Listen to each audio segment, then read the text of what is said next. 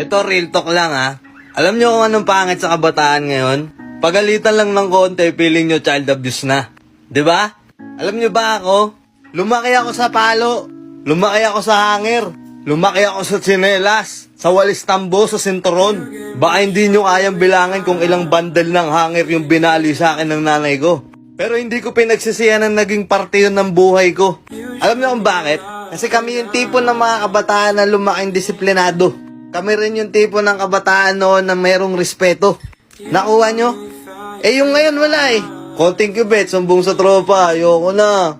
Yung iba, pinapatolpo pa. Tapos yung iba, maglalayas. Putang, alam mo, kaya na nilang mabuhay mag-isa. Tapos pag naubos na yung perang kinupit nila sa nanay at tatay nila, pag wala na silang pera, di ba babalik ulit sila? Nakuha nyo? Lumuhod na ba kayo sa munggo? Naranasan nyo na ba na merong nagliliyab na kandila sa ilalim ng siko nyo habang may hawak kayong libro? Siyempre hindi!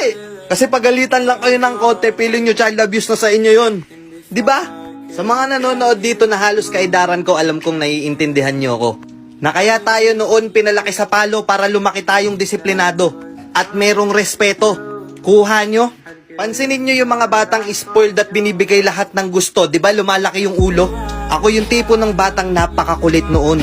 Hindi ako mapalagay noon hanggat hindi ako nakakapaglaro mula umaga hanggang hapon. Anak, halika na, uwi ka na. Maghapon ka na naman sa kalyen, punyeta ka. Yung tipong hindi pa lumalapat yung tsinela sa akin puwitan, sasabihin ko na kagad, ma, tama na ma. Diba? Pero ngayon iba na. Yung mga bata ngayon feeling nila mas magaling pa sila. O diba? Yung mga batang mas pinaniniwalaan pa nila yung kaibigan nila, pero pag napariwara sila, sisisihin nila yung magulang nila. Diba? Kung ikaw yung batang spoiled at laki sa layaw, para sa'yo to. Hindi ko sinasabing lahat ng magulang pinapalo tayo para lumaki tayong disiplinado at may respeto.